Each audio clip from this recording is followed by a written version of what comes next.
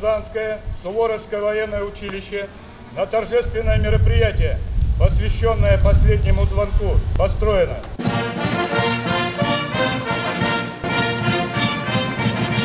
Противоречивые чувства, потому что вроде бы уже наконец-то так долго ждали, все к этому шли, трудились, старались, но с другой стороны, все-таки 7 лет вместе, плечо к плечу. Гордость и вообще за внука, и вообще за всех ребят, которые учатся вот в этом училище. Все было.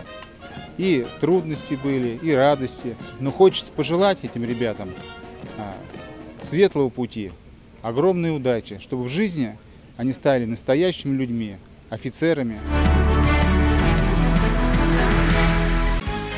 Закажи рекламу на ТНВ. Телефон в Казани 5 705 100.